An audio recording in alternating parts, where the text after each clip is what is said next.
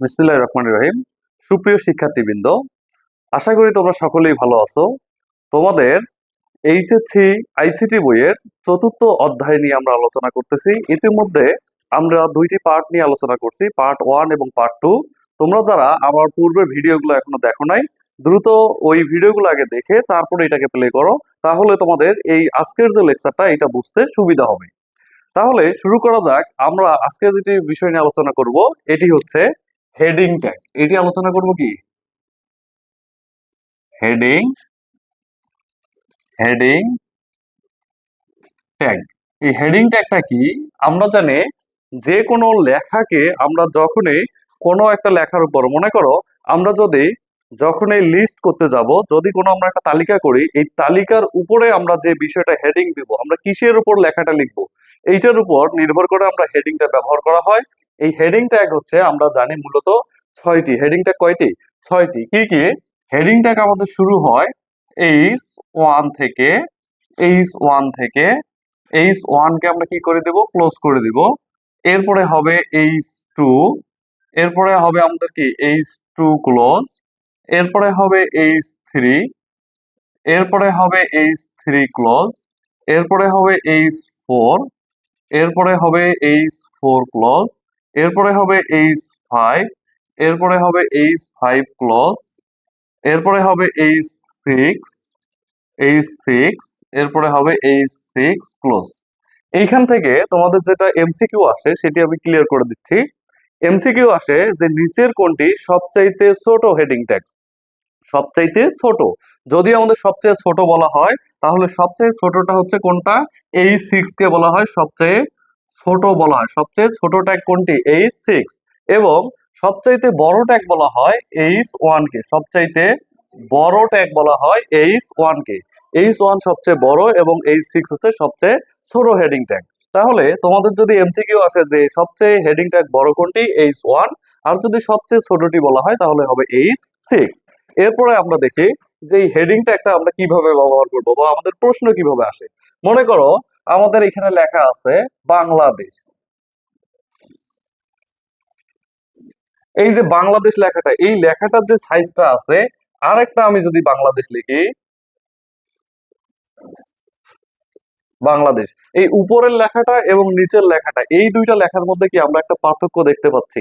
কি পার্থক্য আছে? এই লেখাটার সাইজ একটু বড় আছে আর এই লেখার সাইজটা কি আছে? একটু ছোট আছে।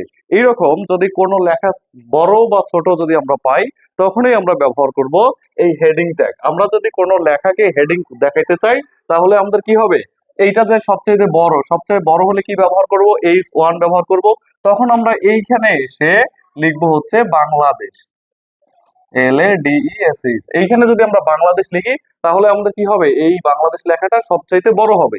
আর যদি আমরা সবচেয়ে ছোটটার জন্য লিখি তাহলে আমাদের এইখানে কি লিখতে হবে? বাংলাদেশটা লিখতে হবে। DESH, বাংলাদেশ। তাহলে আমাদের কি হবে? এটা সবচাইতে ছোট দেখাবে।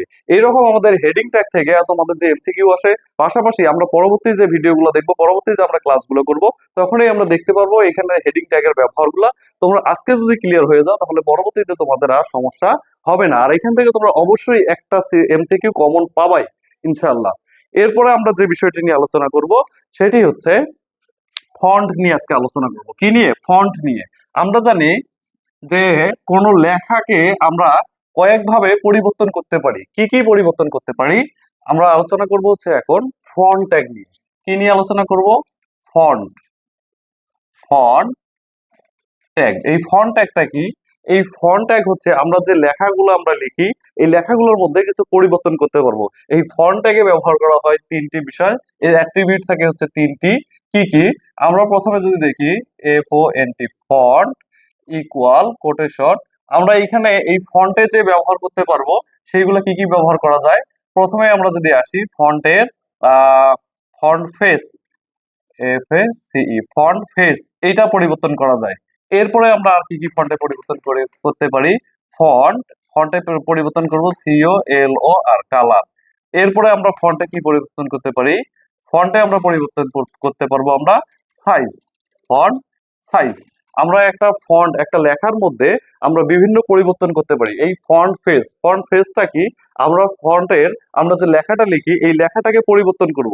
মনে করো আমার লেখাটা আছে ইংলিশে, এটাকে যদি আমরা বাংলাতে লিখতে চাই তাহলে আমাদের কি করতে হবে, এই ফেসের জায়গায় আমাদের পরিবর্তন করতে হবে। ফন্ট ফেসে আমরা কি পরিবর্তন করতে পারি, মনে করো আমরা হচ্ছে ছোট নিয়ম যে আমরা বাংলা লিখবো, তাহলে এই ফেস আমরা কি লিখবো, ফন্টের জায়গায় কি লিখবো, ফেস। এরপরে আমরা কোনটা পরিবর্তন করব সেইটা আমরা এখানে উল্লেখ করে দিব। যেমন এরপরে কি আছে, ফন্ট কালার, এরপরে কি আছে, ফন্টের সাইজ। আমরা যেগুলো পরিবর্তন করব, মনে করো যে আমরা একটা লেখাকে দিয়ে যদি উদাহরণস্বরূপ দেখি, মনে করো লেখা আছে হচ্ছে বাংলাদেশ, এই বাংলাদেশ এই লেখাটার আমরা হচ্ছে বাংলাতে রূপান্তর করব কিভাবে, তার জন্য আমরা ব্যবহার করব ফন্ট, ফন্ট, এরপরে দিব হচ্ছে ফেস, এরপরে ইকুয়াল কোটেশন। আমরা এইটাকে কি কোন লেখাতে অর্থাৎ হচ্ছে কিসে পরিবর্তন নিয়ে আসবো, এই ফেসটাকে আমরা নিয়ে আসবো হচ্ছে সোতোনিয়ানজে, SUTONO, সোতো, সোতো NNI, সোতনি এমজে। এরপরে আমরা এটা ক্লোজ করে দিব, তারপরে কি লিখবো, বাংলাদেশ,